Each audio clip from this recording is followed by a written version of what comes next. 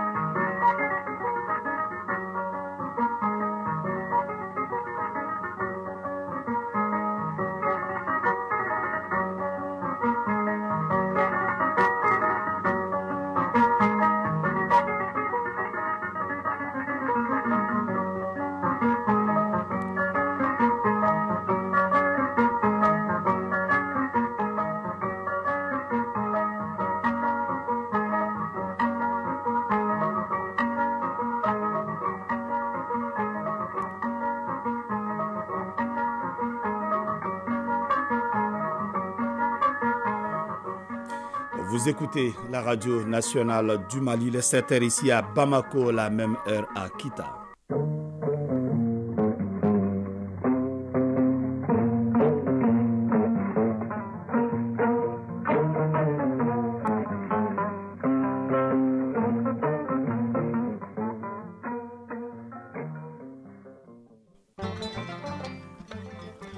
À l'entame de ce journal, les conclusions des échanges entre la délégation ministérielle dépêchée à Moscou et les responsables des sociétés russes avec lesquelles le Mali a conclu des mémorandums d'entente en octobre dernier. Les détails seront donnés par le ministre de l'Industrie et du Commerce, Moussa Alassane Diallo. Déjà, on peut retenir que pour la campagne agricole 2023-2024, le Mali va recentrer ses importations d'engrais de Russie sur ses besoins en urée, soit 120 000 tonnes. Journée internationale des droits des enfants. L'événement est célébré ce lundi 20 novembre 2023. La protection des droits de l'enfant en période de crise, tel est le thème retenu. Le message du ministre de la promotion de la femme, de l'enfant et de la famille relatif à cette journée dans ce journal. Divergence de vues sur un phénomène de plus en plus pressant dans nos marchés. C'est l'intitulé du grand format de ce lundi. En clair, il s'agit de l'utilisation par les commerçants d'un mégaphone portable, c'est-à-dire un dispositif d'animation pour inciter les clients à venir acheter leurs articles. Essentiellement basé sur le football, la page sport sera animée par Isaac Thionou. Parmi les sujets, le championnat national de Ligue 1, la 4e journée a pris fin hier après-midi. Une journée marquée par le report de 2 rencontres et la première victoire de l'ASCO. Le journal, Fousseni Tunkara. Nous sommes heureux de vous compter parmi nous. Bonjour à vous, merci et bienvenue dans ce journal. Pour la campagne agricole 2023-2024, le Mali va recentrer ses importations d'engrais de Russie sur ses besoins en urée, soit 120 000 tonnes. Cela compte tenu d'un certain nombre de contraintes logistiques. Pour les hydrocarbures, les quantités importées seront de 60 millions de litres par mois. C'est ce qui ressort des échanges entre la délégation conduite à Moscou par le ministre de l'économie et des finances et les responsables des sociétés avec lesquelles le Mali a conclu des mémorandums d'entente en octobre dernier. Sur le sujet, je vous propose d'écouter le ministre de l'Industrie et du Commerce, Moussa Alassane Diallo, au micro de nos envoyés spéciaux, Yaya Konaté et Brahima Koulibaly. Au terme donc de cette mission, nous pouvons dire que pour l'instant, nous sommes prêts pour signer un contrat pour assurer l'approvisionnement de la totalité de notre pays en urée pour 120 000 tonnes. Et cet acheminement doit démarrer à partir du 15 décembre 2023 et le 15 janvier 2024 et le 15 février 2024 vont constituer les dernières dates d'expédition de l'urée sur le Mali. Et sur la base de ça, nous allons continuer les réflexions, comment assurer aussi sur le plan logistique, comment garantir aussi l'acheminement des autres intrants comme le complexe céréales et le complexe coton pour assurer un approvisionnement correct de notre pays au titre de la campagne 2023-2024. Les hydrocarbures, monsieur le ministre. Là aussi, toutes les questions liées à la logistique ont été discutées et c'est ainsi que nous sommes en tout cas prêts aujourd'hui pour recevoir 60 millions de litres par mois sur une prévision globale de 200 millions de litres par mois. Là aussi, nous avons fait le diagnostic du port de Conakry du port de Lomé et du port de Banjul. Ces 3 ports donc, doivent être disponibles pour recevoir ces hydrocarbures. Et sur ces 200 millions de litres par mois, il y a 150 millions de litres qui concernent donc le gasoil. Et donc, prioritairement, nous allons assurer l'évaluation de toute la logistique, de toute la capacité de stockage pour pouvoir couvrir dans un premier temps les 150 millions de litres de gasoil. Et progressivement, nous allons nous ajuster pour couvrir l'intégralité de nos besoins. Et le blé, on peut considérer que la machine est déjà lancée. On a déjà eu une première livraison de 50 000 tonnes. Une deuxième livraison est en cours de 50 000 tonnes. Et d'ici la fin de l'année 2023, nous allons recevoir ces 50 000 tonnes. Je pense que pour le blé, le mécanisme est déjà rodé. Et le port de Conakry est toujours retenu comme étant le port d'expédition de toute la quantité de blé dont nous avons besoin. Et nous allons continuer à suivre cela. Voilà, à l'instant, le ministre de l'Industrie et du Commerce, Moussa Alassane Diallo, depuis Moscou. Au Sénégal, le PASTEF, les Patriotes, a annoncé hier dimanche son plan B pour l'élection présidentielle de février 2024. Après l'échec de son leader Ousmane Sonko, qui n'a pas réussi à être de nouveau inscrit sur les listes électorales, le parti de l'opposition a désigné Bassirou Diomaye Faye, secrétaire général et bras droit d'Ousmane Sonko, comme candidat. Au Tchad, l'opposant Succès Masra, rentré à Djamena le 3 novembre dernier après la signature d'un accord de réconciliation à Kinshasa avec le gouvernement, a tenu son premier meeting hier dimanche, bien sûr dans la capitale, au balcon de l'Espoir, siège de son parti, les Transformateurs. Il s'est exprimé devant des milliers de militants à un mois du référendum constitutionnel. Le leader des Transformateurs a rendu hommage aux victimes du 20 octobre 2022 avant de brièvement faire référence à la question du référendum prévu dans un mois. Je vous l'annonçais tout à l'heure. Sur cette question sur laquelle il était attendu, il a esquivé, affirmant simplement que les transformateurs seront présents bien sûr dans l'arène politique. Pour terminer, Libéria, Joseph Boaké, vieux routier de la politique, revient au pouvoir à l'issue de l'élection présidentielle. Joseph Boaké, 78 ans, est originaire d'un village reculé du comté de Lofa dans le nord-ouest du pays, près de la frontière avec la Guinée. Il ne fait pas partie de cette lignée de l'élite américano-libérienne. Fils de paysan, il parle plusieurs langues locales et a tenté de défendre les intérêts des planteurs de palmiers à huile et de cacao, d'abord dans une structure étatique, puis en tant que ministre de l'Agriculture pendant 2 ans, de 1983 à 1985, sous Samuel Doe. Il a aussi dirigé la compagnie libérienne de raffinerie du pétrole.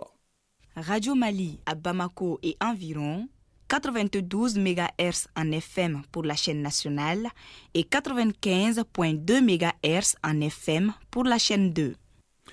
Le ministre de la Promotion de la Femme, de l'Enfant et de la Famille a adressé un message à la nation à l'occasion de la Journée internationale des droits des enfants célébrée ce lundi 20 novembre 2023 avec comme thème retenu pour cette année la protection des droits de l'enfant en période de crise. Dans son discours, la ministre bien sûr a mis l'accent sur les enjeux de la journée et les grands défis liés à une bonne exécution des droits des enfants, mais également leurs devoirs face à la nation. Sorona Kamisoro. Les enfants sont l'avenir de demain, a-t-on coutume de dire, mais le respect de leurs droits et devoirs permet d'y arriver. Consacrer alors toute une journée à la sauvegarde des droits de l'enfant est plus que logique. Une occasion appropriée de rappeler au monde le devoir et la responsabilité de préparer l'avenir de nos tout-petits. Koulibaly Mariam Maïga, ministre de la Promotion de la Femme, de l'Enfant et de la Famille. La célébration de cette journée sera l'occasion de mûrir la réflexion sur les approches et stratégies adoptées, de faire le bilan des réalisations, mais aussi de mobiliser l'ensemble des acteurs, y compris les enfants eux-mêmes, ainsi que les communautés, en vue de mieux identifier les besoins des enfants et de protéger leurs droits en période de crise. La Journée mondiale des droits de l'enfant a été instituée par l'Assemblée générale des Nations unies en 1989. Plus qu'un simple rendez-vous annuel, la tribune permet de sensibiliser les gouvernements, les organisations internationales et nationales sur l'obligation de respecter et de faire respecter les droits de chaque enfant. Au plan national, la journée sera célébrée sous le thème « la protection des droits de l'enfant en période de crise. Ce thème est d'autant plus pertinent et d'actualité que la crise multidimensionnelle qui traverse le Mali depuis 2012 affecte encore les systèmes nationaux et mécanismes communautaires de protection des enfants. Au Mali, la question de l'enfance reste une priorité pour le gouvernement. Plus qu'une simple affirmation, les investissements consentis dans le domaine en sont une parfaite illustration. Reconnaître les immenses efforts du président de la transition, chef de l'État, son Excellence le colonel Assimi Goïta, du gouvernement et de toutes les autorités de la transition dans la réalisation des droits de chaque enfant. Il me plaît de rappeler que l'adoption et la mise en œuvre de la politique nationale de promotion et de protection de l'enfant a permis de réaliser certaines avancées en matière de protection de l'enfant. Notre pays, le Mali, en ces instants décisifs et historiques, a plus que jamais besoin de chacun de vous, car il est de conviction que seuls les enfants du pays peuvent le libérer et lui rendre toute sa souveraineté et sa dignité. Les enfants constituent les piliers de notre avenir. Normal alors de leur accorder une attention particulière. La 52e pèlerinage bien sûr catholique, le 52e pèlerinage catholique a pris fin hier dimanche par une messe. Les fidèles chrétiens se sont retrouvés sur la colline mariale pour la veillée. Le diocèse de Mopti, à travers sa troupe, pointe du doigt les facteurs qui sont à l'origine de l'insécurité et des crises multiformes que notre pays connaît. Suivant le compte-rendu de nos envoyés spéciaux au 52e pèlerinage de Kita, Théophile Fadimba Keïta et Aruna Diarra, bien sûr, et Mfali Sidibé. Dans un ballet, 4 enfants et leur grand-père découvrent un Mali aux richesses culturelles et artistiques attrayantes. Sur scène, les Maliens vaguent tranquillement à leurs occupations. Chrétiens, musulmans, animistes se côtoient, se taquinent. Le drapeau du Mali tenu par les acteurs est symbole d'unité et de symbiose entre les Maliens d'antan. D'année en année, les conflits religieux naissent. Le Mali est assailli par des terroristes qui disent agir au nom de Dieu. Ils sèment la terreur et imposent la charia. Les attaques se multiplient avec son corollaire de massacres, des villages incendiés, faisant des veuves, des orphelins, des expropriés et des destructions des biens publics et privés. Ce sont les conséquences nées de l'intolérance religieuse. Des conflits entre l'imam et ses disciples, les musulmans déguisés en prêtres et les fétichistes sont fréquents, chacun défendant sa foi. La mise en scène du diocèse de Mopti éblouit les fidèles chrétiens et les autorités présentes sur la colline mariale. Dr Mahamadou Kone, ministre des Affaires religieuses, du culte et des coutumes. À cette cérémonie grandiose et à cette sainte chatrane qui nous a beaucoup enseigné le vivre ensemble, la convivialité, et comment est-ce que la coexistence pacifique doit se faire. Ça, sur le Mali, d'où vient le thème de cette année, le Mali des croyants, un peuple, un but, une foi. Cependant, avec le thème du 52e pèlerinage chrétien et du Mali des croyants reste un peuple, un but, une foi, l'espoir renaît. Les leaders religieux font des prêches sur la cohésion. D'abord le pasteur, puis le prêtre, ensuite l'imam. Cardinal Zanzerbo, archevêque de Bamako. Ce qui a été dit et joué correspond vraiment à l'aspiration profonde du Malien aujourd'hui. Sinon, qu'est-ce qu'on en fait? Mais une fois que vous reniez les principes fondamentaux de la fondation de votre pays, vous allez errer. Et là, j'interpelle aussi tous les religieux. Les gens nous demandent de prier pour le pays et nous sommes la cause de la division du pays. Comment voulez-vous que Dieu exauce des prières pour une cause dont le responsable est en vous-même? Monseigneur Jean-Baptiste Tchama, évêque du diocèse de Mopti. Au sein de notre humanité encore désunie et déchirée, nous savons d'expérience que tu changes les cœurs et les prépares à la réconciliation.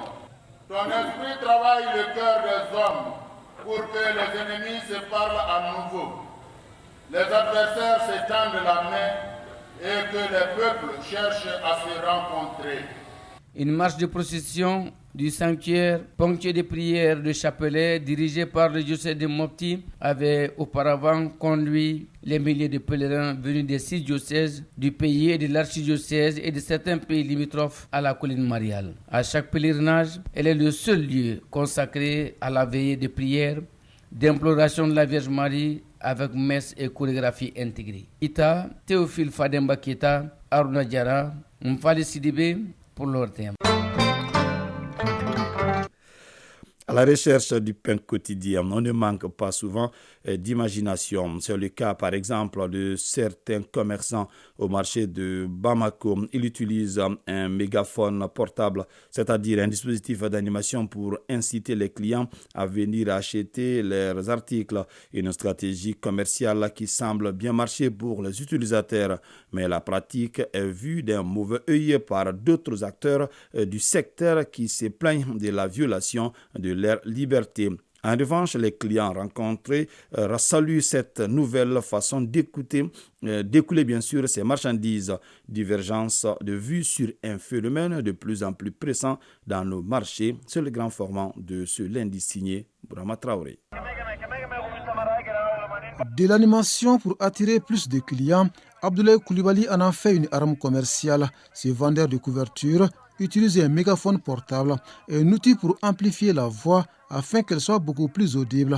Pas seulement, car c'est aussi un véritable instrument de séduction de la clientèle. Les mégaphones portables permettent d'attirer assez de clients. Des clients de passage connaissent à travers le micro les prix des différents articles et peuvent décider de les acheter en conséquence. Comme lui, Boubacar Kouma est devenu aussi un animateur de circonstances et par nécessité, l'affirmation selon laquelle le bon produit n'a pas besoin de publicité ne semble point le convaincre. J'utilise les mégaphones portables pour avoir plus de clients. Ils permettent non seulement aux clients de savoir ce que je vends exactement, mais aussi les prix. Par exemple, l'annonce au micro les prix des pochettes de téléphone qui varient entre 500 et 1000 francs CFA. Lassana Silla, vendeur de vêtements, s'adonne également à cœur joie à cette animation commerciale. Même si aucun chiffre n'est communiqué, la technique semble positivement impacter son activité.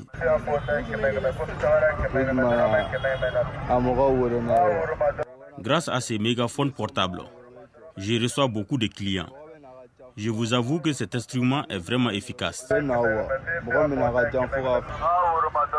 Dans un contexte où l'argent se fait rare, les produits cherchent naturellement acheteurs et cette stratégie de vente sur fond d'animation séduit pas mal de clients. Le mégaphone portable nous aide beaucoup, nous les clients. Il nous permet de savoir le prix des articles avant de nous arrêter. C'est mon cas par exemple. Je viens de faire des achats. Par exemple, tu décides d'acheter un hijab à 6 000 francs CFA. Venu au marché, tu entends un vendeur céder cette tenue à 4 000 francs CFA. Naturellement, tu cours vers lui parce que le prix est moins cher. Mais la pratique n'est pas du goût de tous les acteurs du secteur informel, comme ce commerçant qui n'a pas voulu révéler son identité, pour qui on ne saurait forcer la chance. Je crois que chacun a sa chance. Je ne pense pas que le mégaphone soit réellement utile pour attirer des clients. Personnellement, les bruits ne me dérangent pas. D'autres acteurs du secteur sont beaucoup plus critiques vis-à-vis de ces dispositifs d'animation à but commercial comme Mohamed Kamara et Na Keita. Pour ces vendeurs de vêtements et d'igname, la pratique viole la liberté d'autrui. Franchement, le bruit du mégaphone me dérange beaucoup.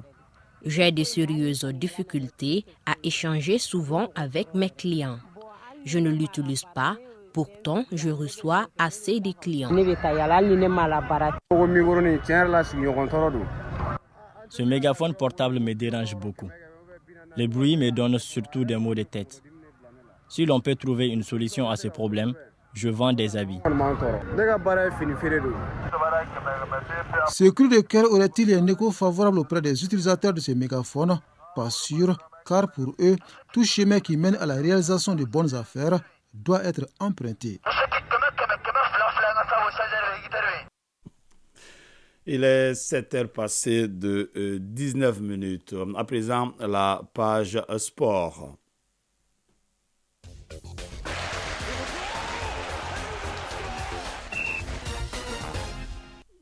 Championnat national de Ligue 1, la 4e journée a pris fin hier après-midi. Une journée marquée par le report de 2 rencontres et la première victoire de l'ASCO.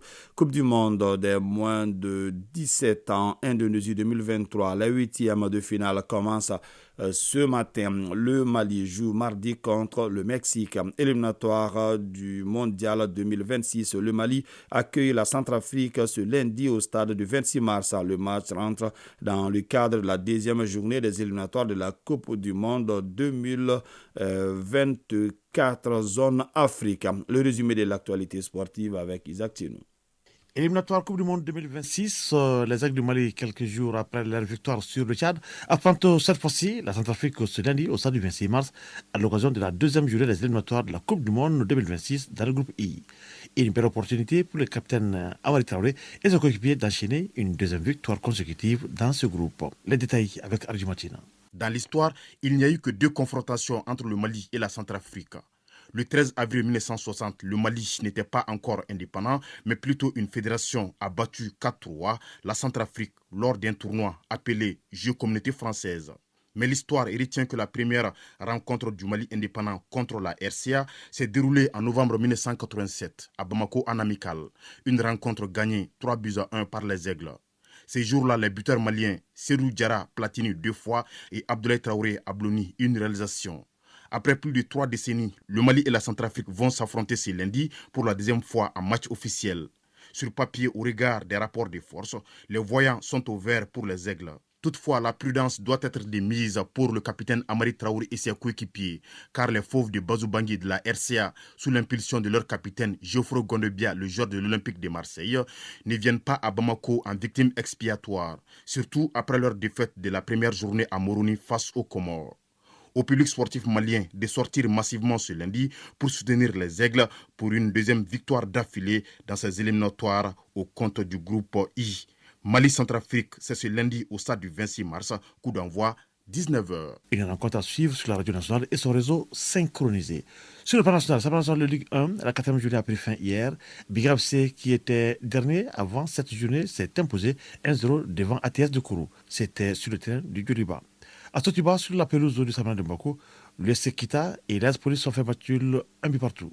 Et sur le terrain ASB, 11 Nyarela et l'US Bougouba se sont également quittés sur le score de 1-1. Le match a fait AS Bagadia initialement prévu pour samedi se jouera finalement mercredi 22 novembre. La nouvelle date du match de Samana de Bamako Djoliba n'est pas encore fixée par la FEMAFOOT. En ouverture de cette 4e journée, samedi, l'AS de Bamako a dominé le club olympique de Bamako par 5-1. L'ASCO a décroché sa première victoire de la saison en renversant l'AS Black Star de Badrabougou par 2-1. Quant à la rencontre US Bougouni-Isfas, elle s'est soldée par le nul vierge. Coupe du monde de moins de 17 ans, la 8e de finale commence ce matin à 8h30 heure de Bamako avec le match Équateur-Brésil. Cette rencontre sera suivie de Espagne-Japon, un match qui est prévu pour 12h. Cette dernière rencontre à suivre sur OATM 1 et la chaîne 2. Suite demain et mercredi. Le Mali, présent dans cette compétition, jouera mardi contre le Mexique à partir de 8h30. 7h passées de 22 minutes, c'est donc la fin de ce journal qui vous a été présenté par Fousséline Tounkara. Le Koulibaly a assuré la connexion technique à la mise en ligne assurée par Cheikh Oumar Traoré, une édition coordonnée par Ousmane Dao. Restez connectés tout à l'heure, les avis et communiqués avec Moussa Koulibaly. Prenez bien soin de vous et très belle semaine à vous. Que le bon Dieu nous protège.